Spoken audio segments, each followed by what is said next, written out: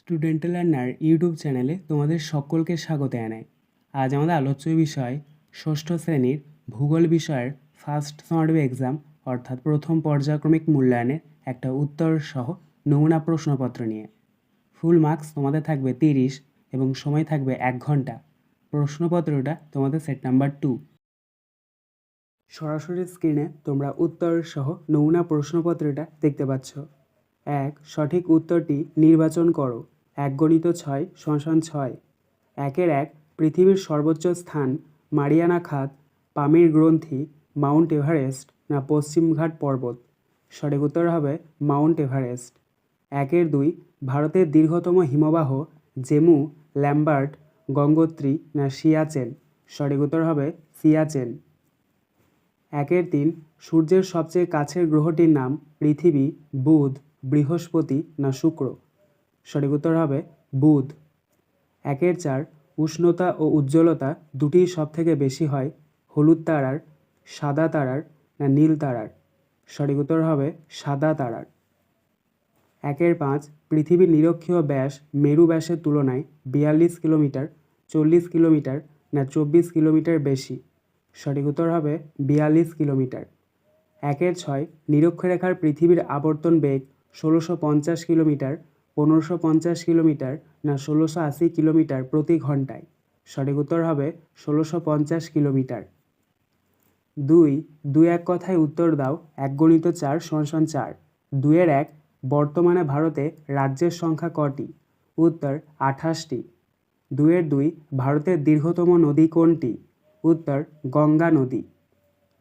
2-3 ভারতের মূল ভূখণ্ডের দক্ষিণতম বিন্দুর নাম কি? উত্তর কন্যাকুমারিকা। 2-4 কোন রাজ্যের মধ্য দিয়ে ব্রহ্মপুত্র নদ ভারতে প্রবেশ করেছে? উত্তর অরুণাচল প্রদেশ। 3 সংক্ষিপ্ত উত্তর দাও যে কোনো দুটি। 2 × 2 = 4। 3-1 অক্ষরেখা কাকে বলে? উত্তর নিরক্ষরেখার উভয় দিকে নিরক্ষরেখার সমান্তরালে একই অক্ষাংশ বিশিষ্ট স্থানের ওপর দিয়ে পূর্ব থেকে পশ্চিমে বিস্তৃত যে রেখাগুলি কল্পনা করা হয়েছে তাদের অক্ষরেখা বলে। 3-2 নিরক্ষরেখার সংজ্ঞা লেখো। উত্তর সুমেরু এবং কুমেরু বিন্দুদ্বয় থেকে সমান দূরে অবস্থিত এবং পৃথিবীকে পূর্ব থেকে পশ্চিমে বেষ্টন করে থাকা বৃহত্তম রেখাকে নিরক্ষরেখা বলে। 3-3 ভারতের ভৌগোলিক অবস্থান লেখো। উত্তর এশিয়া মহাদেশের দক্ষিণে পূর্ব গোলার্ধের কেন্দ্রস্থলে অবস্থিত ভারত পৃথিবীর বৃহত্তম গণতান্ত্রিক দেশ। ভারতের মূল ভূখণ্ড 8°4' উত্তর থেকে 37°6' উত্তর এবং 68°7' পূর্ব থেকে 97°25' পূর্ব পর্যন্ত বিস্তৃত। 4 নিচের যে কোনো দুটি প্রশ্নের উত্তর দাও। 3 × 2 = 6। 4-1 আন্তর্জাতিক তারিখরেখাকে বাঁকিয়ে আঁকা হয়েছে কেন? উত্তর আন্তর্জাতিক তারিখরেখাটি 180° দ্রাঘিমা রেখাকে মোটামুটিভাবে অনুসরণ করে আঁকা হয়েছে। আন্তর্জাতিক তারিখরেখাটি প্রধানত জলভাগের ওপর দিয়ে প্রসারিত হলেও 180° দ্রাঘিমা রেখা সামান্য কয়েকটি স্থানে স্থলভাগের ওপর অবস্থান করছে। সেই সব স্থলভাগে অবস্থিত পাশাপাশি দুটি স্থানের সময় ও তারিখ নিয়ে তাই খুবই বিভ্রাটের সৃষ্টি হয়।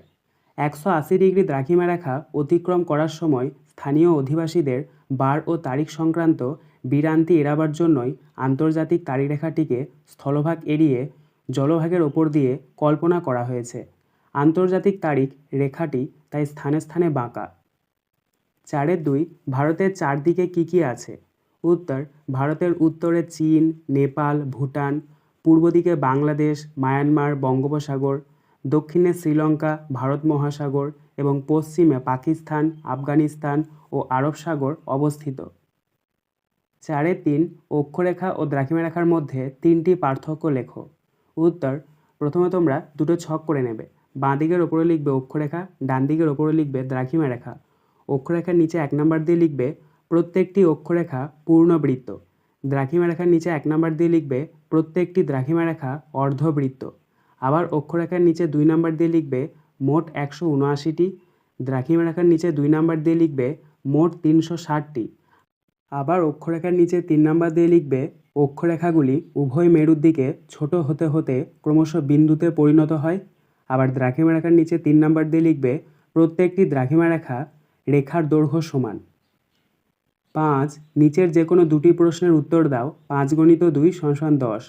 5-এর 1 সৌরজগৎ বা সৌর পরিবার কি? উত্তর আকাশগঙ্গার লক্ষ কোটি তারার মধ্যে একটি মাঝারি হলুদ তারা হলো সূর্য। প্রায় 460 কোটি বছর আগে মহাশূন্যে ভাসমান ধূলিকণা, হাইড্রোজেন ও হিলিয়াম গ্যাসের বিশাল মেঘ সংকুচিত হয়ে জমাট বেঁধে তৈরি হয় সূর্য। সদ্য জন্মানো নক্ষত্রে মহাকর্ষের কারণে পরমাণুতে ধাক্কা লেগে প্রচণ্ড তাপ আর শক্তি তৈরি হয়। এর ফলে জ্বলন্ত আগুনের গোলার মতো সূর্য থেকে আলো, উত্তাপ ছড়িয়ে পড়তে থাকে। অবশিষ্ট ধূলিকণা গ্যাস সূর্যের আকর্ষণে সূর্যের চারিদিকে প্রদক্ষিণ করতে থাকে। লক্ষ লক্ষ বছর ধরে এই ধুলোর মেঘ থেকে তৈরি হয় পৃথিবী ও অন্য গ্রহ উপগ্রহ। এই সব কিছু নিয়েই সৃষ্টি হয় সৌরজগৎ বা সোলার সিস্টেম বা সৌর পরিবার, যার কেন্দ্রে অবস্থান করছে স্বয়ং সূর্য। সূর্যকে ঘিরে গ্রহ, উপগ্রহ, গ্রহাণুপুঞ্জ প্রভৃতি প্রদক্ষিণ করে চলেছে। 5-এর 2 কয়াল কি পৃথিবীর বৃহত্তম নদী বদ্বীপ কোনটি? সিন্ধু নদের গতিপথ বর্ণনা করো। উত্তর ভূ আন্দোলনের সময় ভারতের মালাবার উপকূলের বহু বার উত্থান ও পতনের চিহ্নস্বরূপ বহু জলাভূমি লক্ষ্য করা যায়, যাদের স্থানীয় ভাষায় কোয়াল বলে, যেমন ভেম্বানাদ, অষ্টমুড়ি প্রভৃতি। পৃথিবীর বৃহত্তম নদী বদ্বীপ হল গঙ্গা ব্রহ্মপুত্রের মিলিত বদ্বীপ। এবার তোমরা লিখবে সিন্ধু নদের গতিপথ। প্রথম পয়েন্ট করবে উৎস বা পার্বত্য প্রবাহ। তিব্বতের মানস সরোবরের নিকট কৈলাস পর্বতের সিনকাবাব হিমবাহ থেকে উৎপন্ন হয়েছে। এরপর নদীটি ভারতে প্রবেশ করে জম্মু ও কাশ্মীর এবং হিমাচল প্রদেশের ওপর দিয়ে প্রবাহিত হয়েছে। জম্মু ও কাশ্মীর এবং হিমাচল প্রদেশের মধ্যে সিন্ধু নদের 5টি উপনদী শত্রু, বিপাশা, ইরাবতী, চন্দ্রভাগা ও বিতস্তা বা ঝিলম নদী প্রবাহিত হয়েছে। পরের পয়েন্ট করবে মধ্য প্রবাহ। সিন্ধু নদটি এরপর পাকিস্তানে প্রবেশ করে। এই অংশে সিন্ধু নদ তার 5টি উপনদীর সঙ্গে মিলিত হয়েছে। তারপরের পয়েন্ট করবে বদ্বীপ প্রবাহ। পরবর্তী পর্যায়ে সিন্ধু নদের মিলিত প্রবাহ পাকিস্তানের ওপর দিয়ে প্রবাহিত হয়ে আরব সাগরে গিয়ে মিশেছে। আজকের আলোচনা পর্বটি এখানেই শেষ হলো। আশা করি ভিডিওটি তোমাদের ভালো লেগেছে। যদি ভালো লাগে একটা করে লাইক করে দিও। সবশেষে তোমাদের কাছে একটাই অনুরোধ, যারা এখনও পর্যন্ত আমাদের চ্যানেলটিকে সাবস্ক্রাইব করে উঠতে পারোনি, তারা চ্যানেলটিকে সাবস্ক্রাইব করে পাশে থাকা নোটিফিকেশন বেলকে অল প্রেস করে নিও এই ধরনের নতুন নতুন ভিডিও পাওয়ার জন্য।